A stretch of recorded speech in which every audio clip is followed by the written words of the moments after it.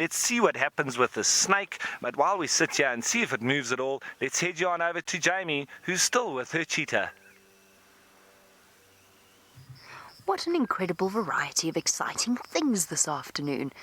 And I would just like to, since we are now being joined by a slightly wider audience, to say a very warm welcome to a live safari journey from both the Maasai Mara in Kenya, which is where we are with these three gorgeous cheetah, as well as our colleagues in South Africa who will be joining us a little bit later. So you're on a live safari, which means that it is interactive. You can send through as many questions as you would like. And not only is this a live safari, but remember Safari Bingo. For those of you in the States, they will be giving away a trip for two to one lucky viewer of our Safari Live, a primetime series, which will start on the 5th at 10 p.m. Eastern Time on Nat Geo Wild.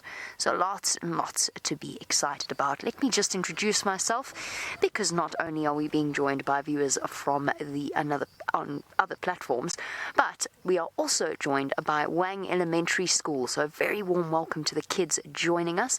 This is happening right here and right now. My name is Jamie, and this afternoon Adrian is on camera with me. Adrian's pretty shy, but you'll get to meet quite a few of us in different places in this wilderness area. So kids, send through all of the questions that you've always wanted to know about the amazing wildlife of Africa. That's what we're here for. That's why we're out doing this. But back to our three cheetah. We're going to sit patiently and wait to see what they get up to. Now, on a hot day like this, the cheetah and the big cats are resting in the shade, but the elephants are out looking for something to drink in South Africa. Hello everybody, and welcome to the Sabi Sands in South Africa near the Greater Kruger National Park. Well, actually part of the Greater Kruger National Park. It's wonderful to be with everybody at Wang Middle Elementary School in Massachusetts, ages 10 to 12 years old. I don't think we've spoken to you before, which is wonderful, so welcome, and I hope you're enjoying your school safari. Long may it last, and long may it excuse you from mathematics and other subjects like that. My name is James Hendry. It's marvellous to be with you, like I said, and we have got Fergus on camera. I'm now going to have to look that way because this elephant is coming.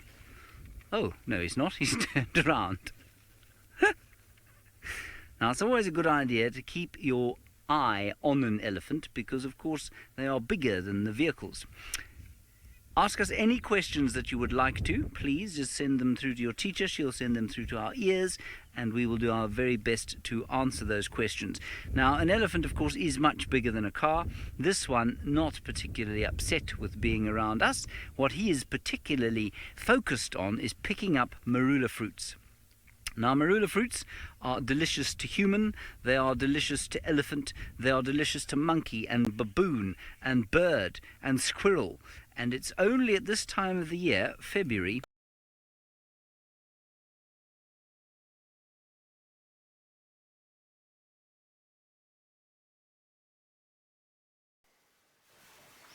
Hello everyone, I don't know what happened there, but welcome to the Wang Middle Elementary School, and my name is Ralph Kirsten, and I was just waiting here to show all you guys and girls this massive snake that we've been able to find in the Mara Triangle, right down near to the Mara River. This is a very big snake that we have that is even able to take or eat small impala, baby zebra, and all those kind of things. It doesn't have any fangs, so it's got little teeth in its mouth that helps it grab onto whatever it wants to eat. And then it is a constrictor, so it will literally squeeze all the air out of the animal that it's caught, and that body is thicker than my arm. Now, my arms aren't very thick, but I can tell you that that is a very, very big snake. It's about 4 meters, so probably about 5, maybe 5.5 yards long at least. So just think of how big that is. It is really a very big snake. It's likened to that of the anaconda. It doesn't get quite as big, but very similar. So Very interesting, hey?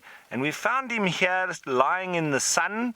He's obviously taking his heat from the sun, and that's how he gets his energy. And that's what makes him be able to go hunting or moving around in the grass anyway. Now remember, snakes don't have ears, so if you ever encounter a snake, it doesn't matter how much you shout or scream, they can't hear you. What they do is feel the vibration of your feet.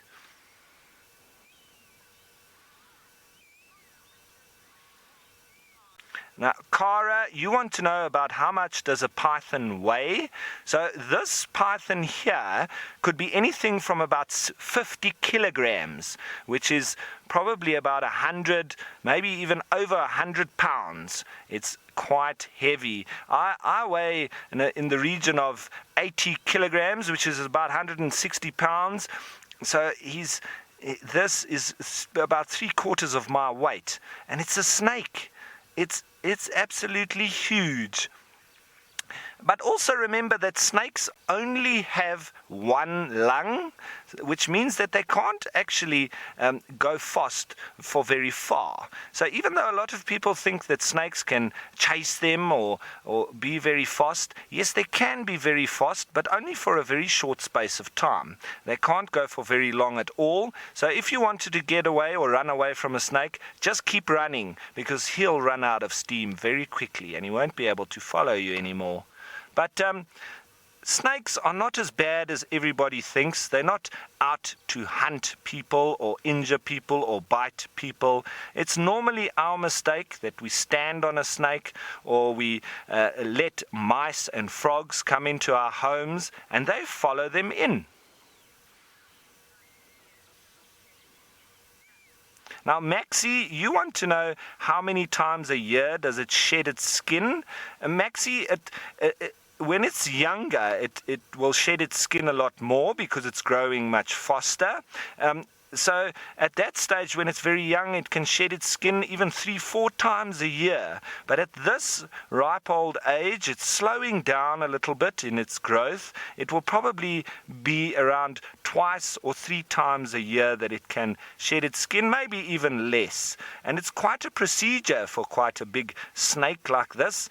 He'd have to hook his face on, or the eye area, onto a nice sharp branch like a thorn, and then he literally climbs out of his own skin, almost like you would if you were climbing out of a wetsuit.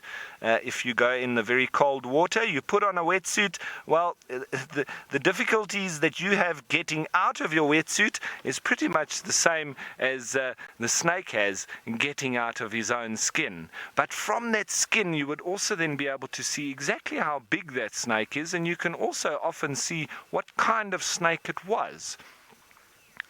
But very beautiful. Beautiful, beautiful, beautiful. Even though it's a snake, I think they do get the wrong end of the stick from us as humans. They're not as bad as they seem. Right, from one big snake, let's head you on over the river to Jamie, who wants to show you some cheetah. So from a beautiful snake to some beautiful cheetah. I think Ralph is absolutely right. Snakes are beautiful, amazing creatures, and pythons are particularly lovely to look at. But there's no one that can deny that a cheetah are lovely to look at as well. So what we have here is a female cheetah. She's the one at the back, and she's got 2 cubs with her.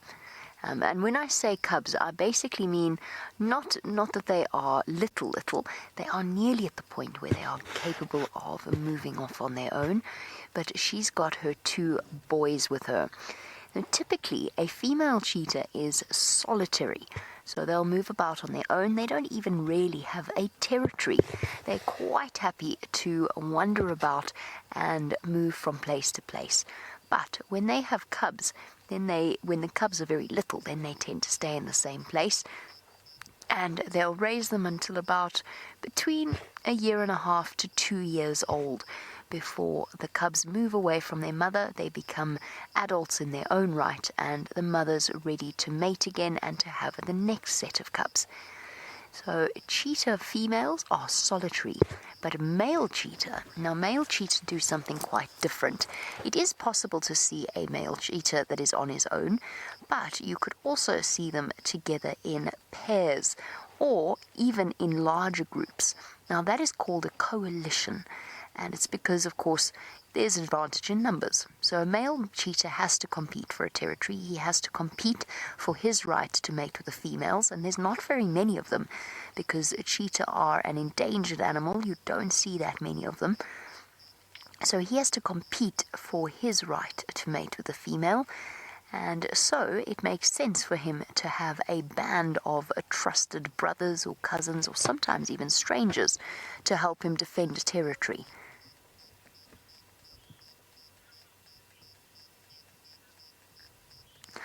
Now there we go. Christine, I think I actually preempted your question, but just to repeat it, maybe in case you missed it. So Christine is wondering about how long the baby cheetahs will stay with their mother for. So as I said, it's usually about 1.5 years to 2 years. Obviously, there are cases where cubs have left their mum sooner than that, and there are cases where cubs have left their mum later than that. And what will happen with these two boys is they will actually stay together. They will stay together, and when they leave her, they'll at least have each other for company. And then it'll be time for her to mate again. Now, Malika is 10 years old.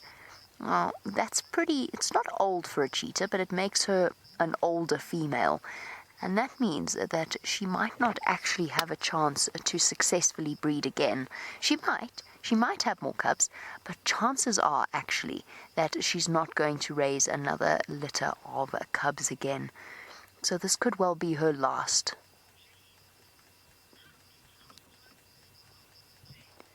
Now, James, you want to know how do cheetah run so fast? So, of course, they are famous for being the fastest land mammal anywhere in the world, and they can run at speeds of up to 70 or close to 70 miles per hour. Now, James is wondering, how do they do that? A whole load of different types of adaptations, the way that their body is shaped. So a cheetah is a lithe and quite thin animal, so it's streamlined. It's got quite a thin head, quite a flat nose, so it doesn't create too much wind resistance. It has a small jaw. All of this is to reduce weight and to reduce any kind of drag as it runs. They have massive, massive lungs and a very, very powerful heart that can keep up and pump blood to their muscles as they use it. They've also got amazing muscles that are capable of what's known as sort of an explosive type of energy. Can go from resting to going very fast, very, very quickly. They also have hugely bendable spines. So the way that their spine moves also allows them to extend their legs right out. So kind of if you arched your back, but right out in front of them, and then pull back up really quickly. And then they also have claws, so that gives them traction as they run on the ground, just like football studs or soccer studs in boots.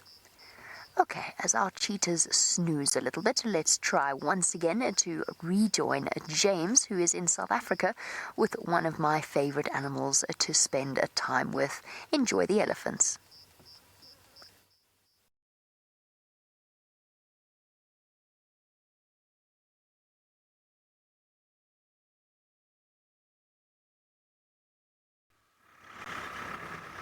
All right, everybody, sorry about that. The gremlins are fighting with us a little bit today, but not a problem.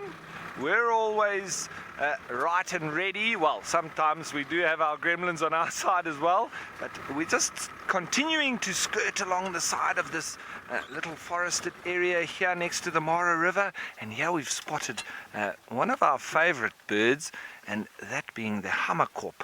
It looks like he's after food now.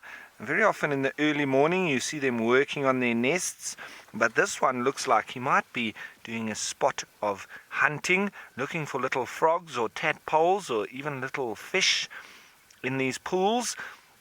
Now, I think I heard that there was a question earlier about how do fish get into pools like this, which never had fish in them before, and then miraculously, all of a sudden there's fish in them when there's been water around for a little while. And I don't know if Taylor answered the question, whether she did or not. That's not a problem. Oh, I wonder, looks like he may have missed. I wonder what that was. Maybe a little frog. Or maybe he did get it and it was swallowed down quicker than we knew. But you see that, how they wait in silence and then immediately just stab at the little bit of movement. Now, those fish can get transferred by predominantly birds, and it's normally around their feet. These little waders, like the Hamerkops, they get little eggs stuck to their legs, and they fly off, and they then get transferred to little ponds like this as they start fishing for little frogs and so on. And then later you've got those eggs hatching, and predominantly catfish would be moved around very easily. So that's how they start. Isabella, you want to know if this bird can fly? Yes, Isabella, it can. Ooh! Looked like he had a frog there, but then he dropped it. No, I don't know if this is a very experienced hunter, this. Now, Isabella, yes, they can fly. They fly quite well, but they look quite funny when they do fly because they do quite difficult flaps. So they're not excellent flyers, but they can fly reasonably well.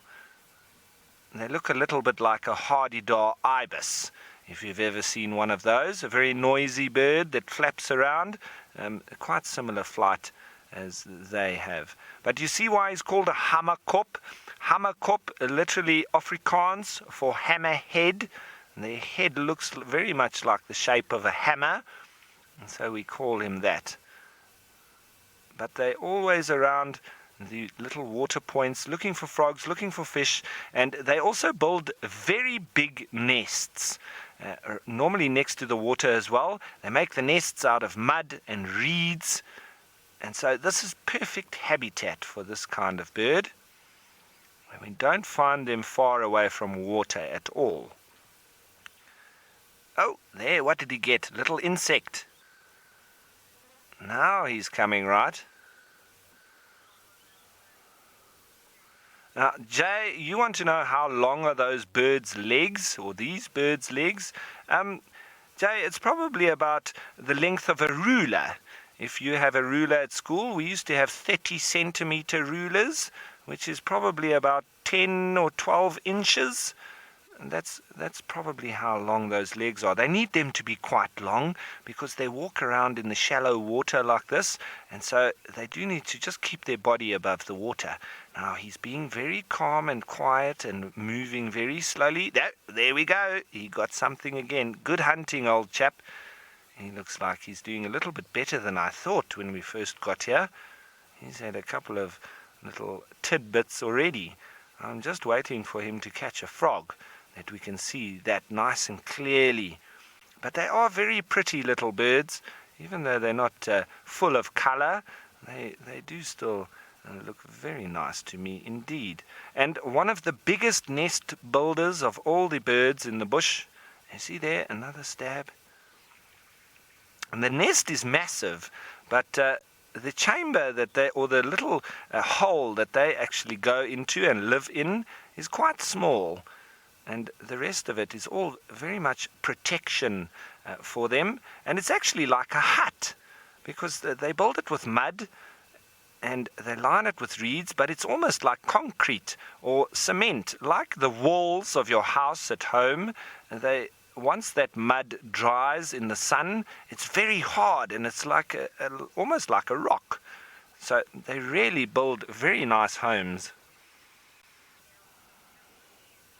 Now, Christine, you want to know if the male and females look different? Not particularly, no. Christine, they don't look very different at all. They're both brown and they're both very similar. So Hamerkops, as this bird is called, don't have a very big difference at all between male and female. So you wouldn't be able to tell very easily by looking at them which one is a male or a female.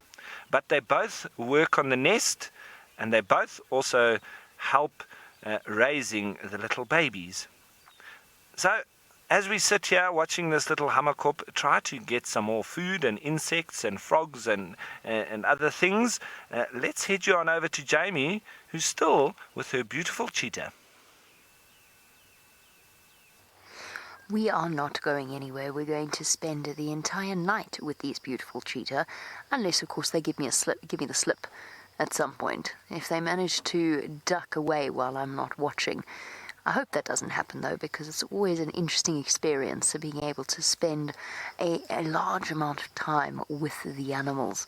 So they will, being cheetah, the books will tell you all that cheetahs sleep during the night. They are daytime animals, they are diurnal animals, and that leopards and lions are nocturnal.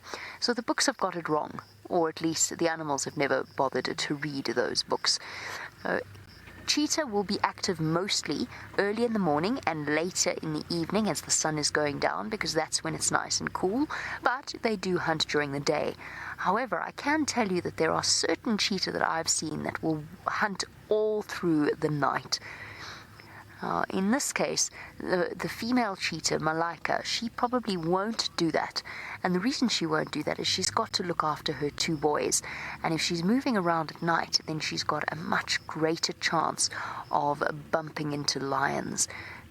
Now, that's one of the reasons why cheetah mainly move during the day, is to avoid the lions and the leopards moving about at night. But remember, those are not rules. They are guidelines. So you'll see a leopard during the day, you'll often see lions hunt during the day, but as a guideline, lions like the night and cheetah like the day. So Malaika will probably take her, oh look how sweet he's being, probably take her boys and find a nice safe place for them to sleep. Kai? No, cheetah will not attack lions, but lions will attack cheetah. Yes, okay, maybe if a cheetah were to come across some lion cubs and the mum wasn't there, then yes, quite possibly she might kill the lion cubs, because that's the natural instinct of all predators. But the biggest cause of cheetah deaths, whether they are cubs or adult cheetahs out here, is lions. All predators will kill other predators. It's not because the lions are bad, it's because they're bigger than the cheetah. So they do it because it's to reduce competition, it's their natural instinct. So a leopard will kill a cheetah, a lion will kill a cheetah. Wild dogs could potentially kill cheetah if they managed to catch them. So it's just a predator's natural instinct. But because the lion is the biggest and the cheetah is the smallest of the big cats, that makes them the most at risk. So I've seen a few very, very lucky escapes from lions and other predators as the cheetah have run away.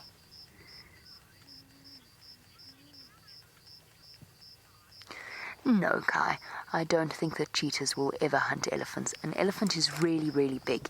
The only predator that's basically capable of hunting a cheetah hunting an elephant is a lion. And even then, you need a big group of lions, you need a specialized group of lions. No predator really wants to risk hunting an elephant. It's really dangerous. A cheetah weighs 50 kilograms. Well, that's a big cheetah, actually. But a cheetah will weigh somewhere around about 50 kilograms. An elephant, easily 2 tons, 3 tons, up to 5, 6 tons in weight. So there's no way that a cheetah could ever hunt and catch an elephant. They're just not strong enough. And the biggest animal I've ever seen a cheetah hunt is the 5 cheetah males that I've seen around here. And I've seen them hunt adult wildebeest. I've also seen Malaika try and hunt zebra. Okay, now it's not just about the big cats and the big animals out here. Let us go and join James with a bird that I feel always has a slightly manic glint in its eye. It certainly is about the small things. That is a yellow-billed hornbill. And as I like to tell our first-time viewers, all of whom have normally seen The Lion King, which is a great story but is largely a biological fallacy, what we have here is a hornbill That is exactly the same as Zazu, the bird, and Zazu means in the language of Zulu, wise man, Izazu. And, well, I don't think hornbills look particularly wise, but they have a wonderful story behind them. And this one is probably gathering food to feed his wife. His wife is probably currently sitting in a tree hole, sealed into the hole.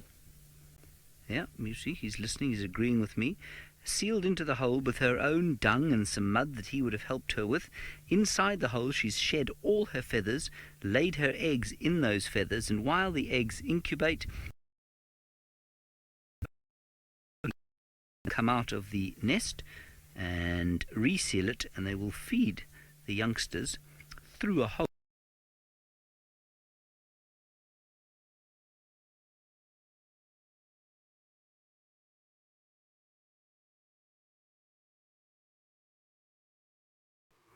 Hello everybody! Great to finally meet all of you. My name is Taylor and on camera with me is Manu, and we are driving around looking for cheetah at the moment. This is good cheetah country. So remember, if you do have any questions, all you have to do is ask your teacher and then they can ask us, which is quite surprising. That's what you saw me doing. I'm looking. I don't know where I've put it, but it's a vital piece of equipment for me when I come on safari. Lip ice. Because the sun is so strong today that I'm going to get very, very sunburned. And I've got quite fair skin, so it's important when you come out. There's a lesson when you are always outside, especially if you are living in a very hot country. Wear a hat and put lots of sunscreen on. But now I can't find it, so I don't know what I've done with it. Well, luckily it's not too much of a big car, so I should be able to find it at some point.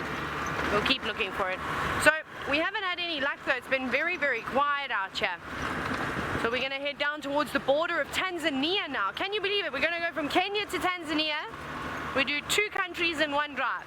But unfortunately I'm not allowed to cross into Tanzania. I can just show you where the pillars are. It will take us a little bit of time to get there. We're going to go in that direction. And then we're going to go all the way down. But once we get down to the spot I'm hoping to get, we could see lions, cheetah, we could see some leopards, we could see lots of hyena, buffalo, elephants, so many animals around. And I can show you one of them, but it's very, very far away, I'm afraid. One of the animals I've just mentioned to you. But down in the distance, you may see some black spots. And I know what you're going to do. You're going to go, Taylor, don't be silly. Those are just cows. I promise you they're not. They're African buffalo. There they are. Lots of them. A big herd of them. But they're very far away from us, as you can see. So I don't think we'll go down to those ones. I think we will keep going and try and make the border before sunset. That's the plan. Ready? But some of them are resting. Some of them are standing up and grazing. They're doing all sorts of things. And now I've got a gift. Hang on, if I can catch it. I should have waited before I caught it. Don't come back. It's terrified of me. Oh, lost it. It was a grasshopper. I caught it, it jumped into the car, and then I didn't have my hand on top of it for long enough. Oh well. It was quite a cool grasshopper too. They keep leaping into the cars. They're lucky I don't eat them. They're quite delicious, in fact. Not that I eat grasshoppers all the time. Actually, I've never eaten a grasshopper in my entire life, but people that do eat them say that they're quite tasty. Let's see where we're going to go.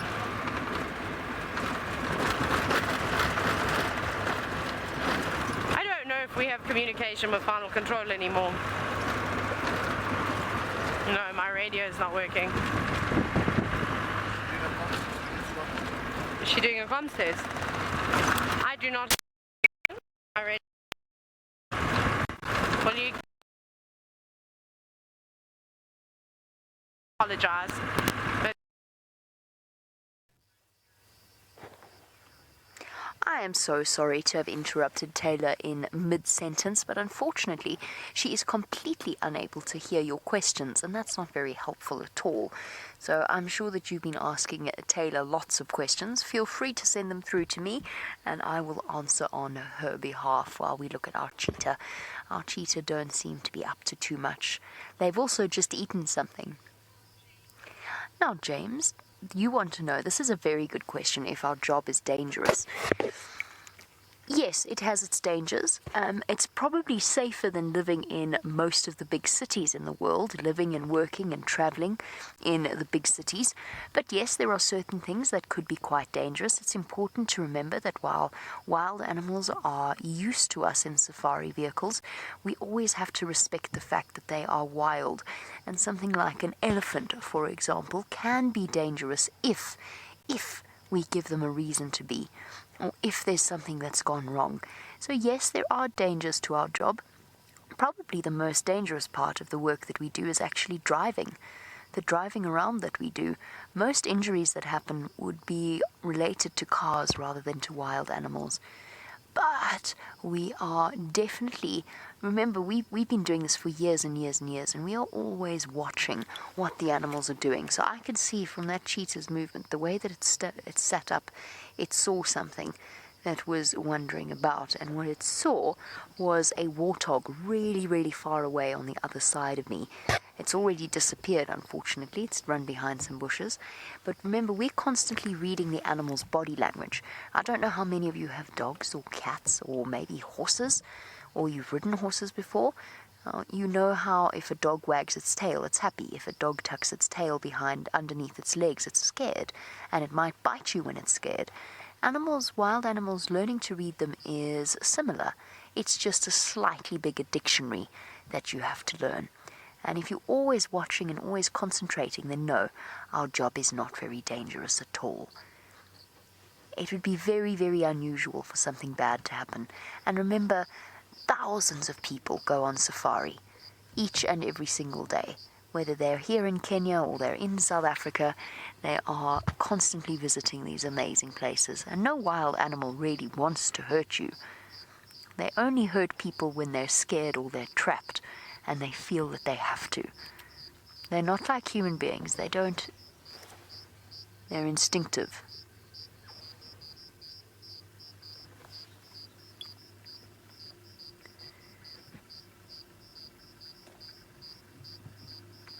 Right now, I can tell you, I don't have to be an expert in reading body language, that these cheetah are feeling kind of sleepy. Okay, we're nice and high and dry up here on this hot, hot, hot afternoon, but wherever Rolf is, remember how I spoke about how we have to concentrate really hard on driving? Well, let's go and join Rolf as he drives in the mud. Thank you. Yes, look at us. We're driving in the mud. We're trying not to get stuck. I think we'll be all right, though. And we're heading to where we saw a leopard. And so we're going to go and see if he's returned to where he left some of his food. But I'm going to leave that as a little surprise for you, because when we get there, then you'll all be able to see what the leopard has dragged up the tree. Now, Cara, you were wondering what is my favorite animal in South Africa. Well, Cara, I've got a couple of favorites. I can't really choose an exact one, but I must say, I spend a lot of time in the water, in the ocean, surfing, and one of my favorite animals out there when I am doing that are dolphins. Because when dolphins are around, we generally feel quite safe, because then at least we know that there's not too many sharks around. Well, that's what we like to think. But sometimes there can be sharks and dolphins. But it just does make us feel a little bit better when there are dolphins. But here in the bush, I'd say that my favorite animal is probably the hyena. And I'm sure everybody has been seeing me going to the hyena den. I really enjoy watching them because they're such adaptable animals, and they are really just quite strange. So those are my two favorite animals, the one in the water being a dolphin and the one in the bush being the hyena. So why don't you tell us what your favorite animals are? That would be nice to know. You tell us, and then we'll try and find them for you. But I tell you that one animal that a lot of people find their favorite animal, that is the leopard. I'm going to be heading in that direction where we know one is around, and hopefully we can see one as it's cooling down now. He might go back to his food. So that would be very, very nice for us and everybody that's watching. Now, James, you're wondering, as I go through this very wet section, have I ever run over any small animals? James, I know I have, and it's mostly to do with what I'm going through right now. So I always try and be a little bit careful, but it's always a little bit tricky, because when it's wet on the roads like this, there can very often be little terrapins and frogs inside these puddles, but at the same time we need to keep some momentum or a little bit of speed that we don't get stuck. So sometimes there are little things that get squashed in these little puddles, which is unfortunate, but it's not really much of a choice to be able to slow down, because I'm not able to stop. But what we do try and do is go at a particular speed, and then what happens is there's a little wave that moves in front of the wheels, and then you have the little terrapins and the frogs that surf on that wave, and they go wee onto the sides, and then you don't drive over them. But it's not always perfect like that. It doesn't always work, but most of the time it does. So we don't always drive over them, and obviously we don't drive over them as far as we can help it. So everyone, as I make my way over to the leopard, which is hopefully there, let's head you on back to Jamie, who is with some cheetah. How exciting would that be if we can show you two different types of big cats out here in the Mara? I think that would be very nice if Ralph manages to find the leopard. The leopards are difficult to find. I would say, if I had to think about what's more difficult to find, I would say leopards are probably more difficult to find, but it's difficult to compare because there's not as many cheetah as there are leopards, and it depends on where you are. So here in the Mara, we see lots and lots of cheetah. So that's in Kenya, right up in the middle of the African continent on the eastern side. So it's East Africa. Whereas in South Africa, where James was with those elephants and with that hornbill, you find that there are a lot of leopards around there. I don't necessarily think there are more than there are here, but they're just easier to find. There's different places that you can go on safari to experience different things. Ah, there we go. Maxie, you were wondering if cheetah are difficult to find. Excuse me. Sorry, Maxie. Yes, they can be. They can be very difficult to find, and in fact there have been times in my life where I have searched and searched, often for days, to find the cheetah out here. Sometimes we get lucky though, and we get a little bit of inside information, which is actually how I found these cheetah. During the day, if you're driving around, they might be out or sitting on a termite mound or something like that, trying to get a nice high view, and in that case, then it's quite easy to spot them. But, like the leopard, they've got those spotted coats, so when they go into the shady areas or the darker areas or the thicker areas, then it's really, really hard to spot them. They can disappear into long grass so quickly. Now, out here in the Mara, it rains a lot, so we can't even really follow their footprints because they don't show up. They don't show up in the mud, the ground gets hard quickly, and then they're impossible to follow. So sometimes it's actually guesswork, and that's why we like spending so much time with animals, because the more you get to know them, the better it is, or the easier it is to try and guess where they're going to go. So if I knew Malika really well, perhaps I'd say, okay, she's going to go next to maybe to the one tree that's at the top of this hill. And I've followed her around here before at night, so I know she's not going to want to go down to the river because there's probably lions around there. So I have to guess at where she's going to go. And so when I leave her, I can try and find her again. Difficult. It's a guessing game, but the better you know the animals, the better you can guess. James, funnily enough, I was actually talking about this not so long ago. Yes, I have touched a cheetah. I've been involved in a couple of surgeries on a cheetah, one to remove a snare, one that was two actually, that were to fit a tracking device. So what I mean when I say snare is a type of horrible device that is put up by human beings usually to catch an antelope to eat. But unfortunately the snare, which is a piece of metal that tightens, doesn't discriminate between an antelope. So it will catch a cheetah just as quickly as it will catch an antelope. So I have been fortunate enough to touch a cheetah. They're amazing animals. The cheetah that I have touched were anesthetized, so they were very much asleep. I've also been involved in the capture and relocation of a few cheetah off farms where the farmer was insistent that they were hunting his farm animals. So we caught and we released them back into the wild. It's difficult with cheetah though, because they don't stay put. They like to go back. They like to wander around huge areas. So their fur is very coarse. Their tails are very heavy. What else can I tell you about what a cheetah feels like? I've mentioned this earlier, but their muscles are quite soft. You'd expect them to be really, really hard, like an athlete's, but they're actually quite soft and squishy. Their paws feel like dog's paws, even though they're not like dog paws. They are very much cats. Their claws are only semi-retractable, so they can only draw their claws back a little bit.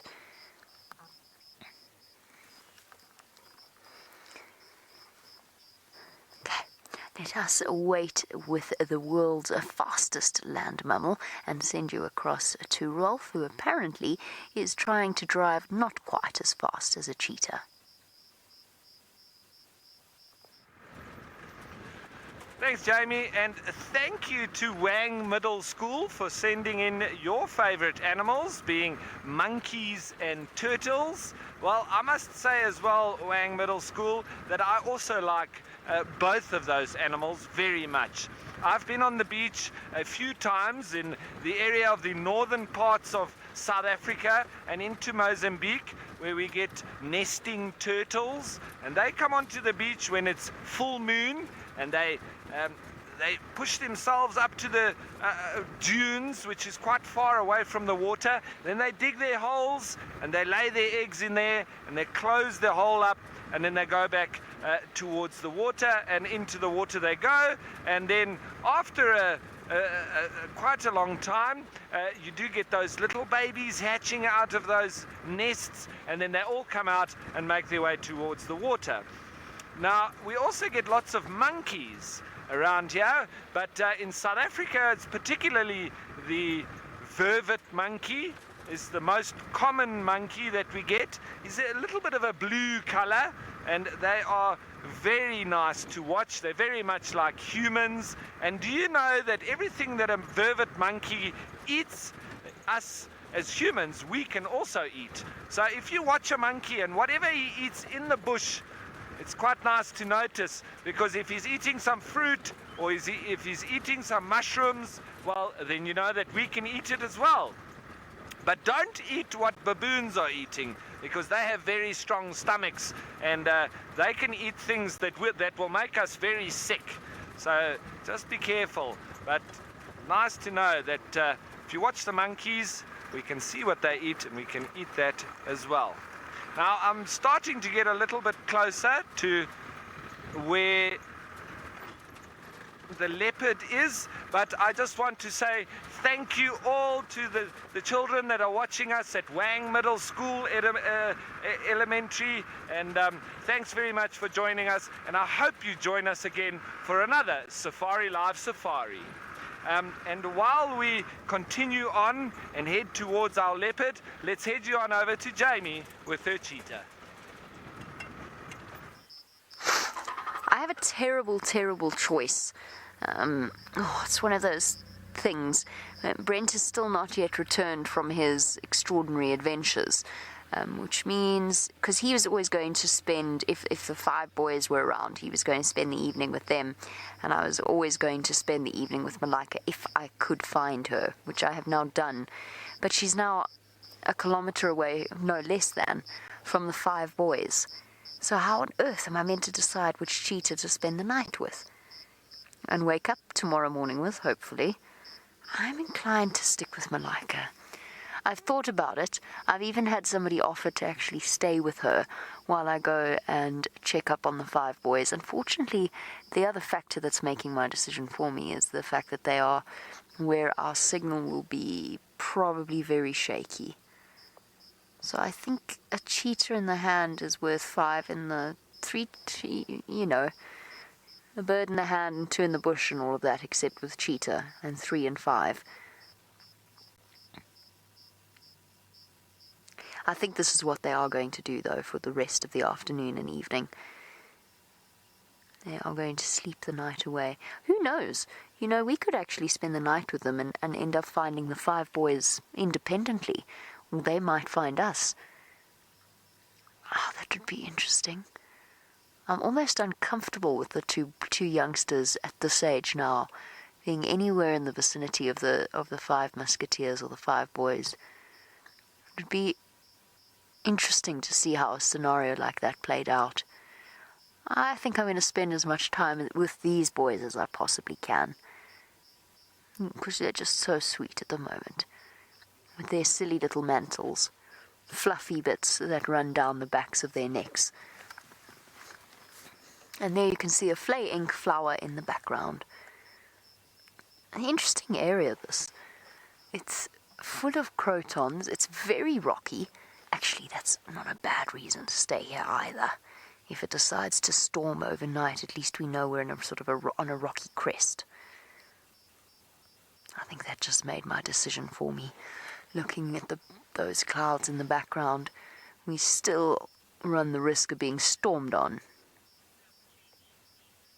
Lisa, you say go with my gut. This is my gut instinct, is to stay with Malika. I think it's the right decision, I think. The 5 boys, I mean, they are going to... Malika's not going to hunt again today. I mean, I shouldn't be saying that. I should be saying they could get up at any moment, but they won't. They're sleepy, and they've got very full bellies. So they're going to sleep the night away, and then tomorrow morning, with their fast-acting metabolisms, tomorrow morning they're going to get up and start moving. That, I think, is the best bet. I'm surprised the boys are here. They haven't been here on the northern side of the Talek River for weeks, months, actually. Since our migration series, I don't think they've been this side.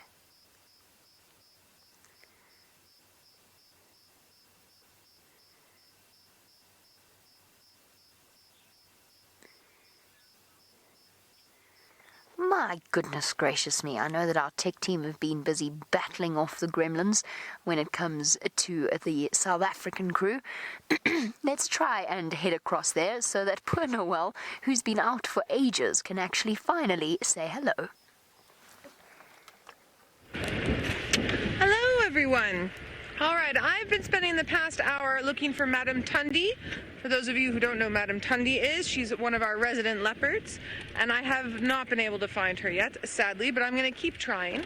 My name is Noelle, and I'm driving around here in the Sabi Sand in South Africa, and on camera I have Gert. Hello, Gert.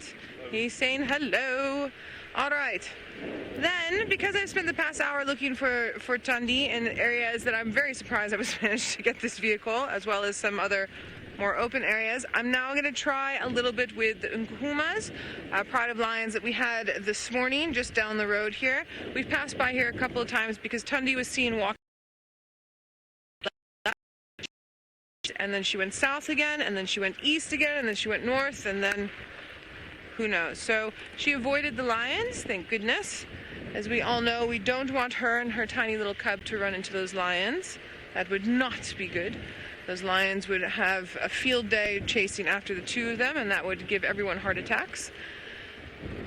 So, because of where we left the lions this morning, it was shady but not so shady. I'm actually thinking that they've just gone a little bit farther in. So we're going to go to where we had them and then drive a little bit farther in. It wasn't extremely hot today, but it did get very humid. And it rained everywhere but us. It rained north of us, it rained east of us, and it rained a little bit south of us. So I'm hoping the clouds come together again and rain on us. Ooh, we've got hornbills. There's two yellow-billed hornbills just on the right here. Please don't fly away. There we go. Coming in. Here we are. A pair. They tend to mate for life. And this is the time of year where you'll see the pairs going off and finding food for their fledglings, their youngsters that have just hatched. That looks like the male there. Lots of red around the face, and then he flies off, and then there's the mate underneath.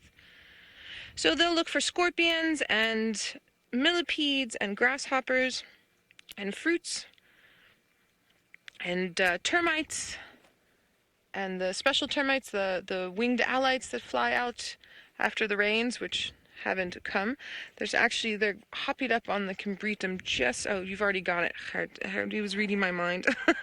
That's actually quite a beautiful shot. I love when the light shines through their beak like that. Let's see if we can hear them. Hold on.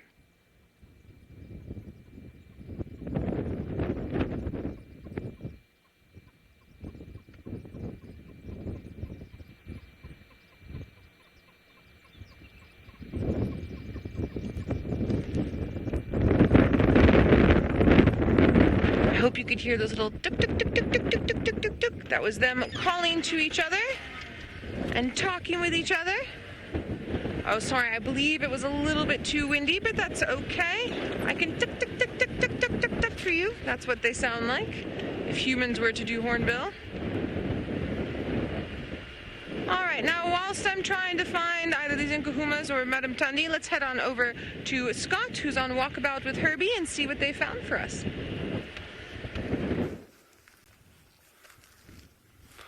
Hello everyone, welcome to the Bushwalk. My name's Scott and I'm teamed up with Herbie, who is going to help us with a little bit of security as well as, more importantly, his expert tracking skills. And we are busy on the trail of Hosanna, a young male leopard who was seen about half a mile behind us this morning, and Herbie's miraculously been following his tracks through this kind of mildly open area. The most recent track is just this little patch in the sand here. There's not a whole lot to see, but there is the back pad of the leopard. Now, I alone would never have been able to work this one out, so it's, like I said, being teamed up with Herbie that really helps to work out what these tracks are. And as you could see, there wasn't much to see there. It's only the skills of a wizard that can follow the trail of a leopard through an area like this. So we're taking our time. We don't want to rush anything. We're just slowly creeping along here, and I'm trying where I can to help Herbie find any tracks, but it really is tricky going here. So we're feeling confident that we are going to find him. He was right on our southern boundary, so we were quite concerned that he may have crossed out of our area of traverse, but thankfully he's heading deeper into Djuma. And I'm told there was a herd of impala in this area this morning, so there's a strong likelihood that he headed here to try and catch one, and who knows, maybe he got lucky. Wouldn't it be epic if we come across him with a freshly made kill? So, exciting stuff, but it is going to be slow and meticulous going here until we hopefully find him. What's made it a little bit tricky is that last night we got a tiny bit of rain, and once the rain falls for a short period of time, the earth becomes slightly softened by it, but as soon as it hardens up, being baked by the sun, then of course it's the complete opposite of that. It becomes almost like cement. So we're dealing with quite hard ground, but looking forward to the challenge. JR, you'd like to know if I checked up on the black mamba kill from yesterday afternoon. And yes, myself and Dave took a casual stroll this morning and hoped that we could find you guys anything interesting. And we did pop into the area where that dead scrub hare was, and it was a completely unchanged scenario. So the scrub hare was still lying there just as we left it yesterday evening. Maybe a hyena will catch wind of it this evening, or who knows, maybe that slender mongoose would have made its way back onto the scene. But the kill was still there. So Again, an interesting kind of reality of nature is as good as a lot of the animal senses are. If the weather conditions and the variables are not in the animal's favor, there's a strong chance that they're not going to be able to detect the kill, because like I said yesterday, if the wind is just blowing in the wrong direction, even if an animal moves a meter or two past that kill, if the wind's not blowing towards it, it'll have no idea that it's there. Well, very good. As we continue to search for a leopard here down in South Africa, hopefully with a kill, we're going to send you back up to Rolf, who's already got a confirmed sighting of just that.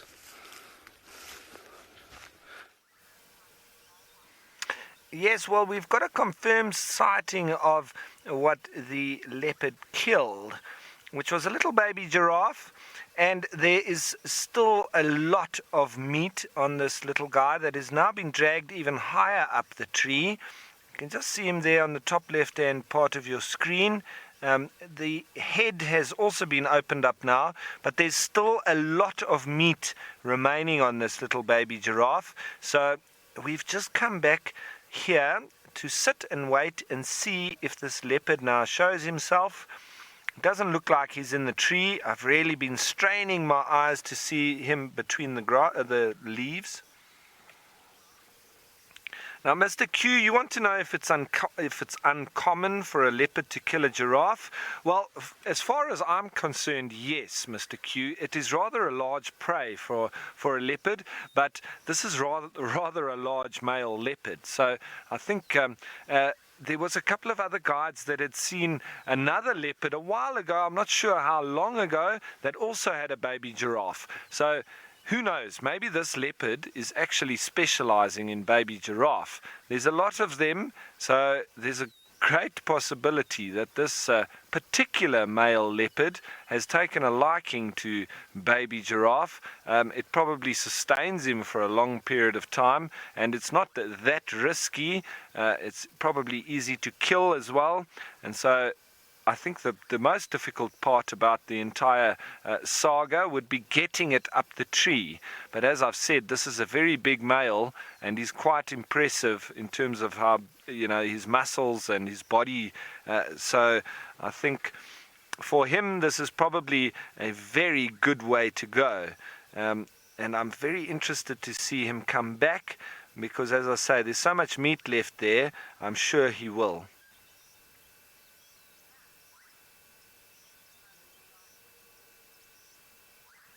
Now, Max, you want to know if I think if the giraffe mothers mourn their baby.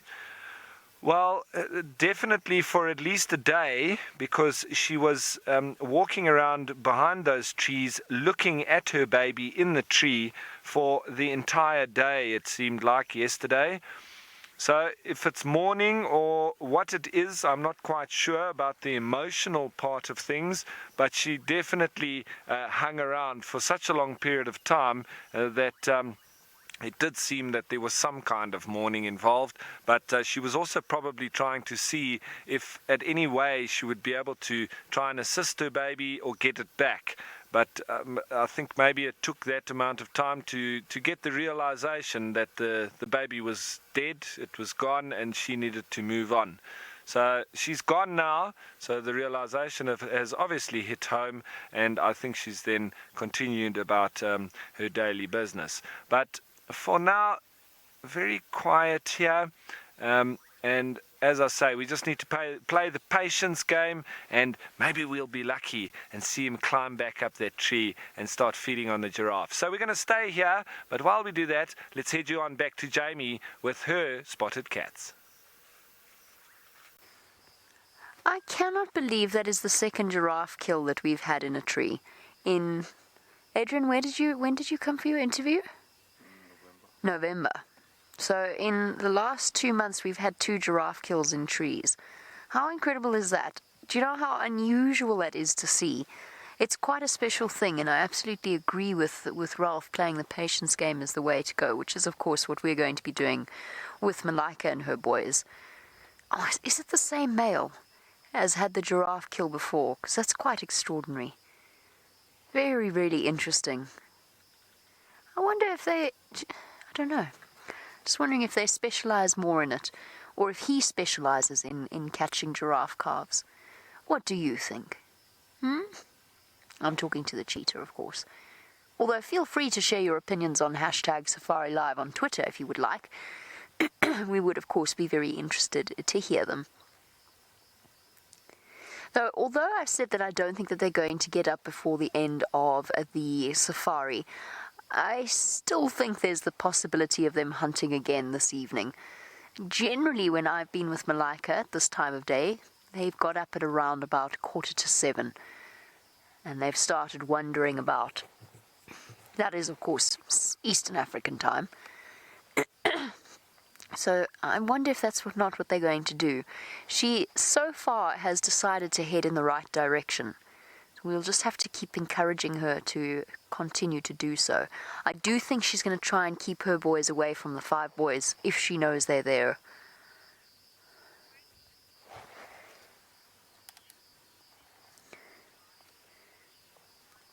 Now, read one. You want to know if leopards share their territories with lions. A territory is something that is defended only by one species against members of the same species. Okay? Does that make sense? So, lions are territorial to other lions, and leopards are territorial to other leopards. You don't have a leopard territory that is separate to a lion territory. The territories will overlap. So, a territory thing is entirely species-based. A leopard is not going to fight a lion, and a lion is not going to fight a leopard because they're in each other's territory. They're in each other's space, and it's competition for the same resources. So yes, leopards and lions share the same territories. Cheetah share the same territories. If you could picture a map of a place, and then imagine all of the lion territories in different shades of blue, and then put all of the leopard territories on top of that in different shades of red. They're completely different. They don't have the same boundaries. They don't look the same. They're all in the same area. And then you chuck on the cheetah territories in different shades of green for the different individuals, and you'd get a very interesting mix of colors, I guess. I don't quite know how to describe what I'm trying to say to you, or to describe to you. So leopards will move about in the same area as lions or cheetah, and as we've discussed, predators will kill other predators, but it's not a territorial thing. It's a competition thing. And most of the time, animals have territories for 2 reasons, really. The main reason is for reproductive purposes, mating rights, having sole access to the females in that area. The second one would be for resources as well. And there is a slight difference in terms of the prey species that the different cats will go for. Yes, of course, they're opportunistic hunters, so there's an overlap. But generally, cheetah will go for smaller prey and lions will go for larger prey. And unless it's that male leopard who likes to catch giraffe calves, leopards fall somewhere in the middle. That's a massive generalization. But there is there's a difference in the type of food that they go for. Malika is not bound by any rules in the time that I've spent with her. I have seen her go for adult zebra. Not unsuccessfully, but the first time I ever saw her, she was chasing an adult zebra. It was back in the days of right at the beginning of our Mara explorations, when we still were filming out of Chiku, the closed vehicle. These 3 vehicles hadn't even arrived yet.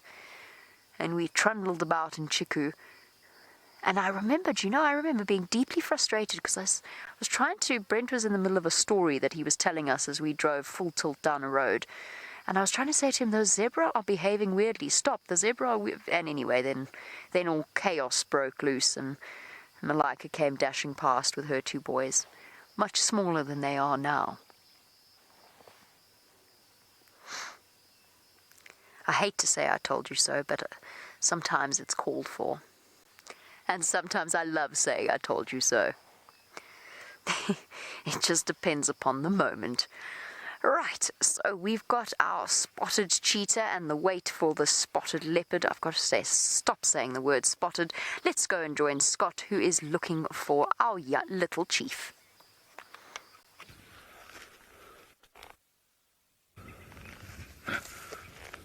Yes, we're still searching for hosanna, but the last little faint sign that I showed you of him was the last track that we had. So we're kind of just slowly looping around this area. I'm checking easy spots like this termite mound. It's also a favorite spot of the leopards to lie up, get a good vantage point while they try and sneak up on their prey. So we're kind of just taking our time here rather than beelining off. But no further updates as of yet, sadly. I'm hoping Jamie's predictions about Malika and her 2 boys are in fact correct, and that they do get active a little bit later. It's been quite a while since I think we've actually seen cheetah in full flight, so I'm sure a lot of you are looking forward to that. Not sure when the last action we captured with them was, so hopefully it'll be this evening. Now, temporarily lost track of Herbie, and I'm back with him now. He obviously just went back to that last track, and that's an important thing to remember whilst tracking.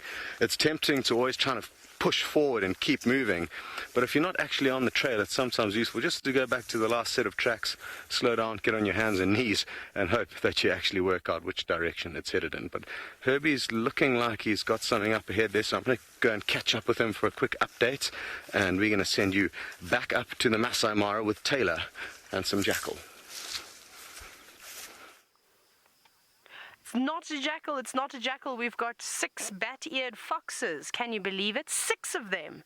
So it must be the adults with the youngsters. Look at them go.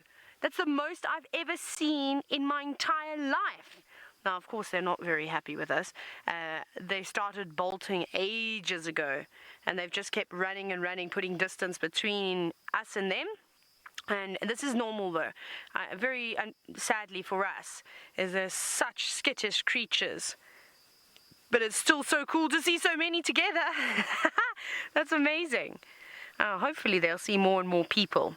You can see that Tommies are not bothered by them at all, not even looking at them. That was amazing.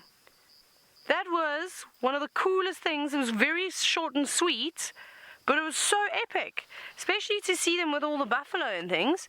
You can see the Thompson's gazelle now also wondering, what on earth, why are those bat-eared foxes running? Who are they running from? That thing, that green machine with the weird-smelling creatures inside them that make a lot of noise. I think that's what they were wondering. I wonder where they're denning, although those kits look rather large now.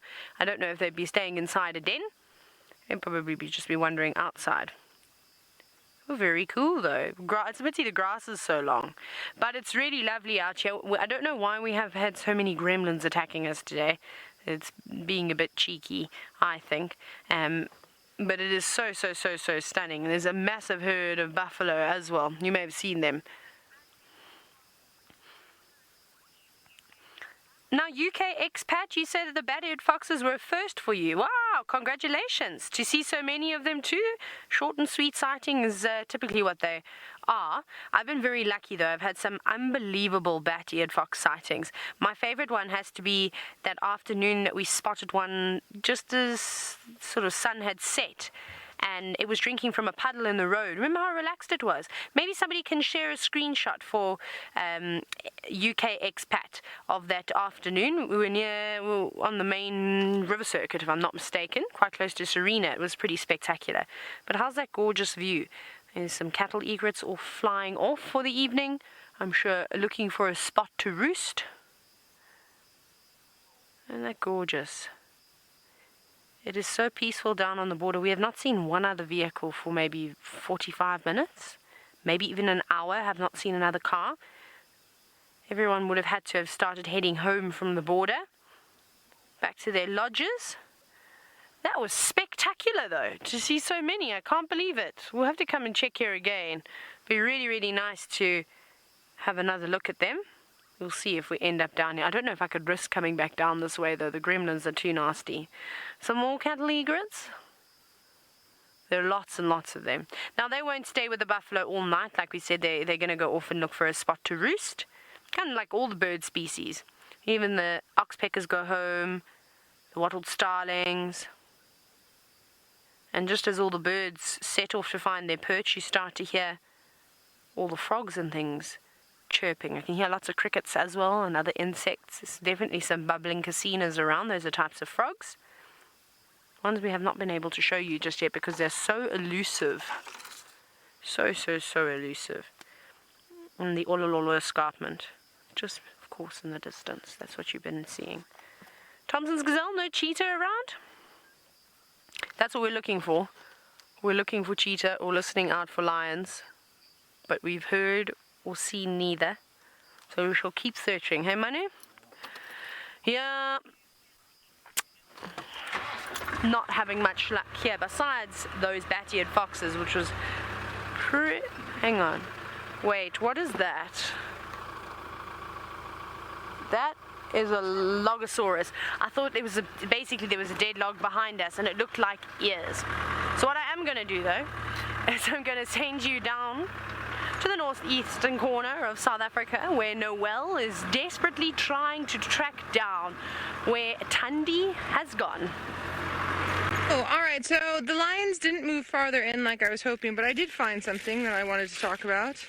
This is a balloon. And it's obviously been stuck in the bush for quite some time. It looks like it was a big yellow balloon, possibly an S. Maybe, Scott, maybe this was your balloon? No, I highly doubt it. So, I have a thing with balloons. I hate balloons, and this is why I hate balloons.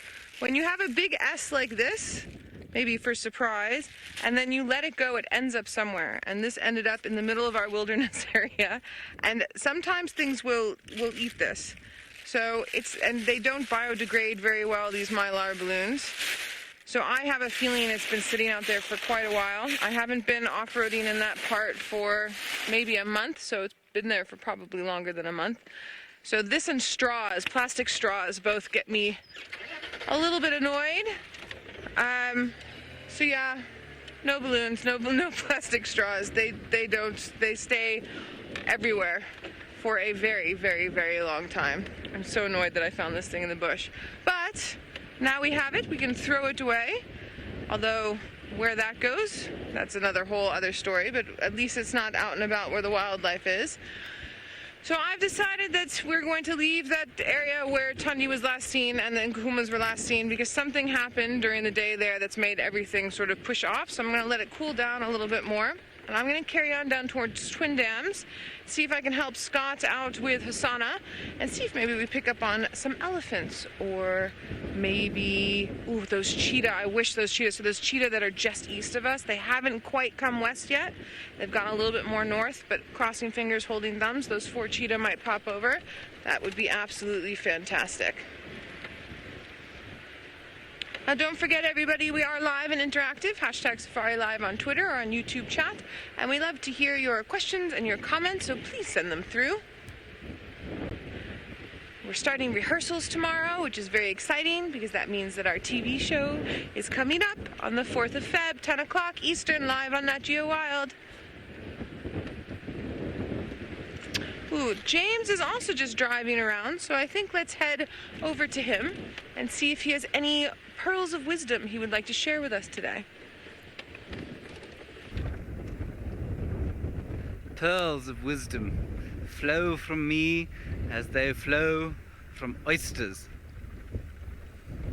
They don't really flow from oysters, do they? They more sort of are pried loose from very few of them. Yes? Food poisoning flows from oysters. Yes, that's probably about the same effect that my wisdom will have on you. You should definitely ignore everything I say. We're heading down towards Chitwa Dam. This, of course, is my first segment this evening that is longer than 1 second, which is excellent. Every other time I've made an attempt, unfortunately, we've had to crash cut away. I do apologize for all of that. I'm assuming the children have left us, and I hope they had a good safari. Yes, so that is me, James. Hello. Please do talk to us using the #Safari Live. I have to remind you of that, please. Well, I suppose this might be a neat inclusion in your question. Do you see that thing over there? Patty, you say, are there any road signs? Do we have to learn all of the roads? And the answer, Patty, is yes, we do have to learn all of the roads. There aren't any road signs, but you know, you'd be surprised. This looks like a lunar moth cocoon, everybody. and I will tie this into your question, Patty. You'd be surprised how quickly you learn these roads because we drive them all the time. And if you come here for the first time, they all look exactly the same. But after a week or two, they start to look familiar. And on the area that we're on, really 2 weeks and you pretty much know where you are.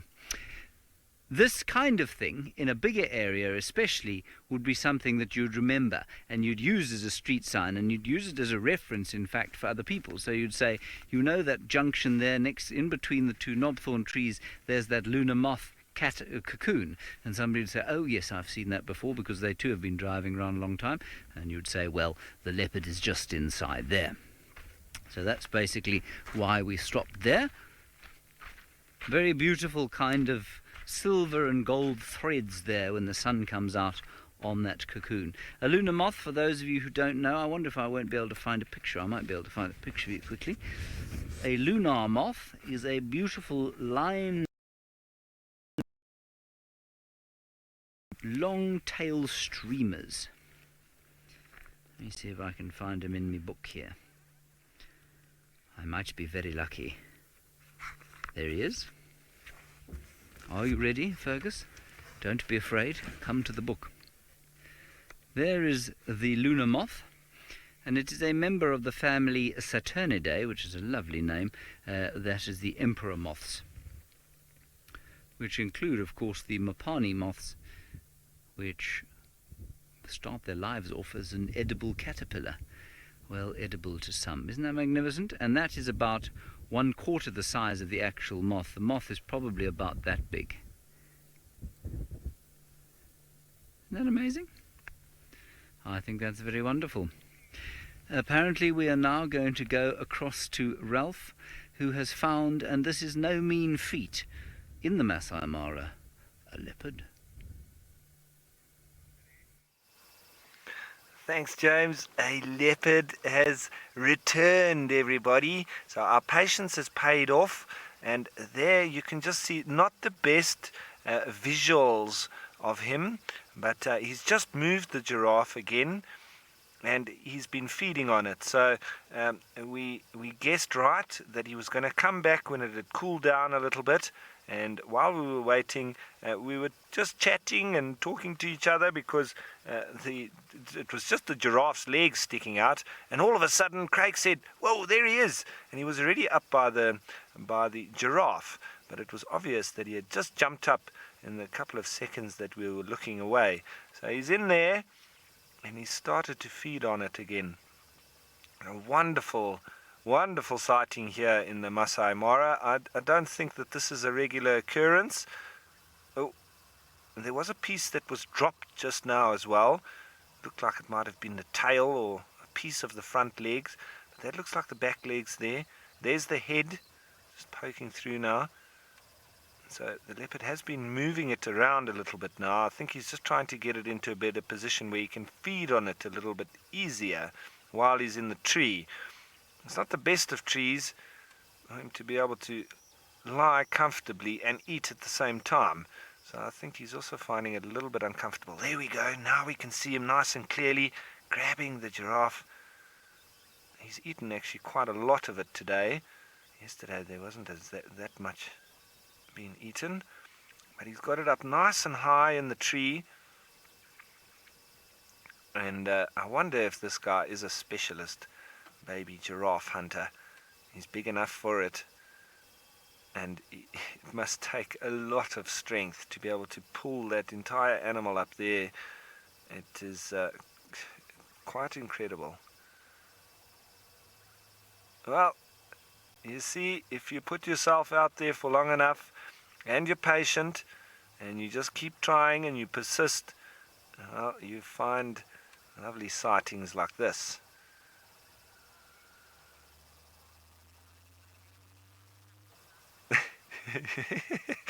Eddie, you want to know what cologne I wear because you need to have my luck. Eddie, well, I don't normally wear any cologne, so there you go. Yeah, so maybe don't use any. That might just help you out. But I think that it's all down to persistence and patience. It's like fishing. if you don't have a line in the water, you're not going to get any bites. So you need to keep putting yourself out there, persistent in your methods, and believe in your method, and eventually, with a bit of patience, you get lucky. So that's the way it goes. Right, we're going to stay here and keep watching, and in the meantime, I'm going to send you on south to South Africa to James. I'm sure he's got something exciting to show you. There we have some carmine bee-eaters, everybody. Now, I believe that Noel saw some carmine bee-eaters a few days ago and has not seen any since. I think these are my first ones of the season here. They normally arrive a little bit earlier than this, I would have thought, sitting in amongst the marula fruits there. And the one on, or closest to us, is a bit drab, and that's a youngster. And the one behind, either his mother or father or older sibling, or just a friend, in fact, but most likely mother or father. Aren't they glorious colours? I know you can't really see them, the light is not ideal, but they are the most wonderful, unsurprisingly, carmine colour, which is that sort of reddish pink. And they've got blue on their eyes. Focus now, they look like fork-tailed drongos. Aha, aha. There we are. So please excuse the blasting of the background, but that's the only way for us to get this nice colour. Oh, Paula, you say, do I have a favourite type of bee-eater? I tell you, I probably do. My favourite type of bee-eater would be the European bee-eater, because they're heralds of summer. And when I used to live in Johannesburg, I often tell stories about birds in Johannesburg and how they used to make me remember times in the wilderness. I used to live in Johannesburg, which of course is a very large city, and like most cities, is a little bit bereft of wilderness. But there's a river there called the Braamfonteinspruit, which you wouldn't want to put your foot in because it would probably melt off. But on the Braamfonteinspruit, there are a couple of parks, and the European bee-eaters, as summer began, used to fly over there, and when I was going for a walk in the evenings, or a run, or kicking my rugby ball around, I'd hear them flying over and know that summer had arrived, and that the end of the Johannesburg winter was nigh. And so I always remember that, and I enjoy the European bee-eater because of it. They're also, of course, magnificent-looking birds, and there are quite a few of them around at the moment.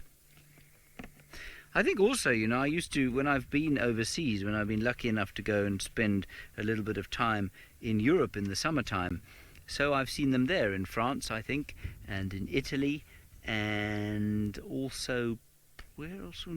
No, I don't think I saw them in Greece, but certainly in Italy and France, the European bee-eaters I have found, and it was kind of a of the world to itself, if you like. Okay, from that rather sort of philosophical discussion, let's go across to something slightly more action-packed. And so what I thought at first was that they were hunting, but they're not. They're actually running away from a hyena.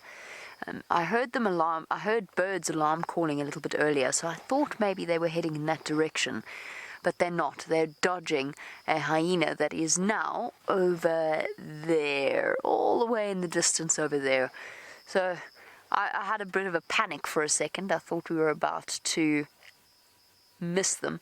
But in fact, it's just a hyena that's actually not even all that bothered about chasing these cheetah. We've seen cheetah stand up to hyena before.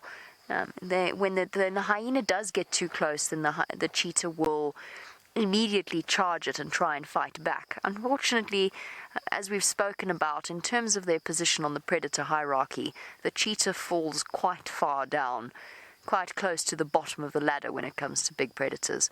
And the reason that they're disappearing like they are, so let's head back as they slowly move off.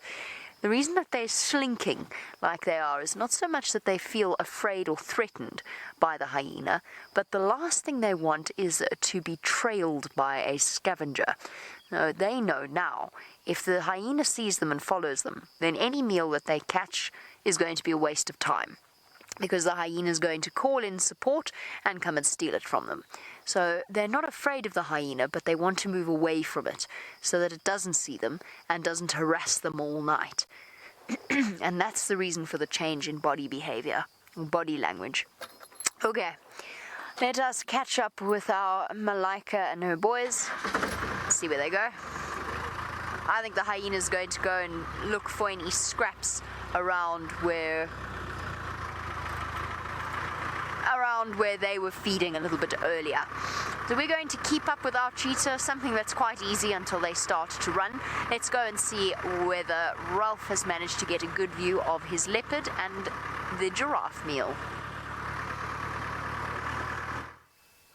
Thanks, Jamie. And yes, we've just changed position a little bit, everyone, repositioned, and we've got a slightly better view here through the brush in the top of that tree there. You can see the leopard is now feeding quite nicely on that giraffe, and at least we're getting a slightly better view. It's not ideal, but you know what? It's probably very good that we're not allowed to drive off-road here, because I can see what would happen if we were. There would be a lot of vehicles pushing in underneath this leopard, and I'm sure that he would disappear quite quickly. Now, Ghost Chooser, you want to know how long will that giraffe sustain this leopard? He could probably feed on that for the next 3 or even 4 days, and then that could continue for the next 4 or 5 days, that he wouldn't have to eat, even up to until a week. So this is really a very good prey for him to take down, and worth the risk. Although I don't think there's too much of a risk for him being a leopard and this young giraffe. The biggest threat would probably be the adult kicking it. But I think in the hours of darkness, the giraffe would probably be quite disorientated and not really know what's going on. And the leopard would be the silent hunter in the night, in the darkness. And probably that little baby died very fast and was probably dragged through the thickets and up that tree in a very quick or very short space of time. So this has been absolutely fantastic, everybody. I'm going to be coming back here tomorrow at some stage to come and see, because I'm pretty sure this leopard is going to be hanging around for quite some time. But it has been absolutely fantastic, and really excites me. Now, Nick, you want to know how much weight I think a leopard could carry up a tree? Well, I think in excess of 100 kilograms, Nick, which, yeah, that's probably, what is that, 220 pounds? I would say in excess of that. I would say even past about 250 pounds. They are incredibly strong, and it's almost unbelievable how they can carry such a heavy weight up a tree like that. But with this male being one of the biggest leopards I've ever seen, the only one that I've seen bigger, that in Namibia, in the Otjiwarongo region, and that place is there. But this is a very impressive male, but not like what they are in the Sabi Sands. They're not habituated at all to vehicles. So when they see people and vehicles, they do try to hide, they run away, they stay in the thickets. And as you can see here, even when they're in a tree, he still likes to be out of view. This morning we saw him out on a nice exposed branch, but as vehicles arrived, and we're about 50 meters away from this tree, as the vehicles arrived, he slowly just got a little bit more anxious and eventually jumped down out of the tree and disappeared off into the thick brush. So I think even from this distance, he's not that comfortable. And that's why he's hoisted that giraffe higher up into the brush, added to the fact that it would be higher and so further away from a hyena and lion. But I do feel that the primary reason he's done that is so that we can't actually see him straight there. So, everybody, I'd just like to say goodbye to some of the platforms, some of the viewers that are on different platforms. If you do want to continue watching, just Google Safari Live. But